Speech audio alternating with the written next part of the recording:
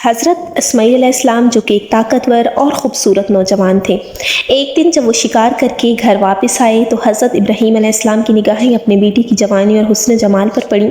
وہ بہت زیادہ خوش ہوئے، دل ہی دل میں اللہ کا شکر ادا کیا کہ اللہ نے انہیں اتنا خوبصورت اور نوجوان، پرجوش اور پر نور بیٹا عطا کیا ہے حضرت اسماعیل علیہ السلام کی صورت میں۔ حضرت اسماعیل علیہ السلام کی محبت جناب ابراہیم کے دل میں مختلف زاویوں سے بیٹھ گئی۔ اب اللہ چاہتا ہے کہ حضرت ابراہیم علیہ السلام سے محبت کا امتحان لیا جائے۔ جب رات ہو گئی، اسی رات میں حضرت ابراہیم علیہ السلام نے خواب میں دیکھا کہ خداوند قدوس حکم دے رہا ہے کہ اپنے بیٹے اسماعیل کی قربانی کر دو۔ جناب ابراہیم جب بیدار ہوتے ہیں تو سوچ میں ڈوب گئے کہ کیا یہ خواب اللہ کی طرف سے ہے؟ پھر انہوں نے دوسری اور تیسری رات بھی بالکل یہی خواب دیکھا، تو انہیں یقین ہو گیا کہ یہ خواب جو ہے یہ رحمانی خواب ہے اور یہ اللہ کی طرف سے ہے، یہاں پر شیطانی وسوسے کی کوئی گنجائش نہیں ہے۔ حضرت ابراہیم علیہ السلام کے لیے اب یہ خطرناک موڑ تھا کہ انہیں اب انتخاب کرنا تھا، وہ کس راستے کا انتخاب کرتے ہیں، خدا یا اپنے نفس کا۔ انہوں نے ہمیشہ خدا کے راستے کو چنا ہے، خدا کے حکم پر عمل کیا، تو ابلیس نے بے شمار وسوسوں کا بھی حملہ کیا کہ یہ شیطانی خواب ہے اور یہ عقل سے دور ہے اور یہ بھلا انسان بھی اپنے جوان بیٹے کو قتل کر سکتا ہے۔ لیکن حضرت ابراہیم علیہ السلام سمجھ گئے کہ یہ شیطانی وسوسے ہیں اور انہوں نے پکا ارادہ کر لیا کہ وہ اللہ کے حکم پر عمل کریں گے۔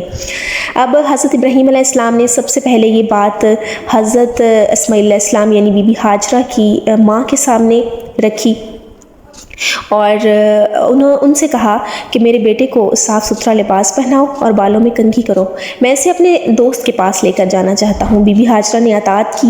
جب گھر سے روانہ ہونے لگے تو جناب ابراہیم نے اپنی بیوی سے کہا کہ مجھے ایک رسی اور ایک چھری بھی لا دو۔ بی بی ہاجرہ نے کہا کہ آپ تو دوست سے ملاقات کے لیے جا رہے ہیں تو رسی اور چھری کی کیا ضرورت ہے؟ جناب ابراہیم نے کہا کہ شاید وہ قربانی کے لیے کوئی جانور لے آئے، لہٰذا مجھے ضرورت پڑ سکتی ہے، تو آپ ایسا کریں کہ مجھے رسی اور چھری بھی لا دیں۔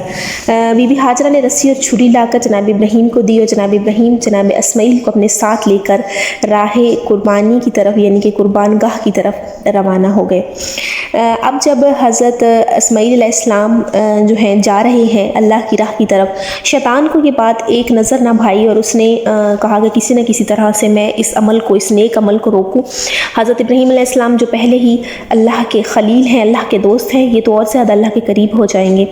شیطان نے ایک بوڑھے شخص کی صورت اختیار کی اور بی بی ہاجرہ کے پاس آیا اور بڑی ہی درد بھرے انداز میں نصیحت کرتے ہوئے کہا کہ پہلے دروازے پر دستک دی۔ جیسے ہی بی بی ہاجرہ باہر آئی تو ایک بوڑھے شخص کے اس میں انداز میں اور بڑی ہی درد بھری الفاظ استعمال کرتے ہوئے کہا کہ کیا تمہیں معلوم ہے کہ ابراہیم اسماعیل کو لے کر کہاں جا رہا ہے؟ بی بی ہاجرہ نے کہا ہاں، اپنے دوست سے ملاقات کے لیے۔ شیطان نے کہا کہ نہیں، وہ ابراہیم سے قتل کرنے کے لیے لے جا رہا ہے۔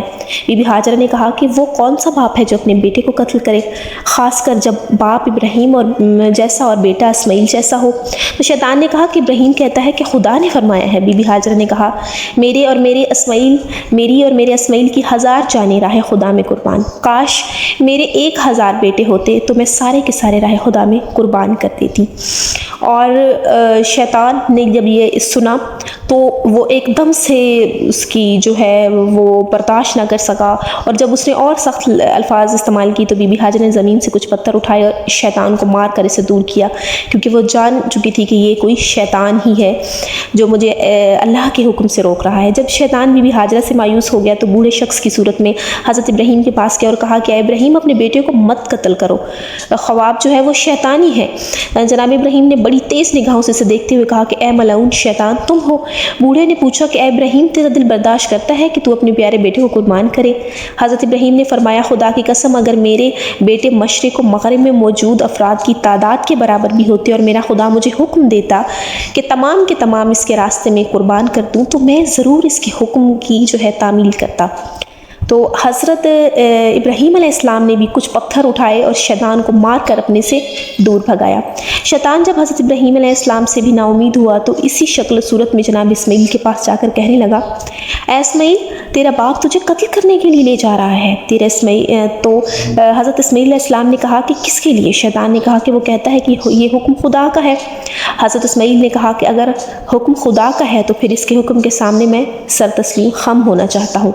تو حضرت اسماعیل علیہ السلام نے بھی کچھ پتھر اٹھائے اور شیطان کو مار کر دور بھگایا، اور یہ جو ہم جا کر حج کے دوران شیطان کو پتھر مارتے ہیں، یہ اسی واقعے کی ہمیں یاد دلاتا ہے۔ آج کی ہماری ویڈیو یہیں تک ہے، ہم اپنی اگلی ویڈیو میں دیکھیں گے کہ حضرت اسماعیل علیہ السلام کو جب قربان گاہ میں لے کر گئے حضرت ابراہیم علیہ السلام تو کیا ہوا۔ تب تک آپ اپنا خیال رکھیں، ویڈیو کو لائک کریں اور چینل کو سبسکرائب ضرور کریں۔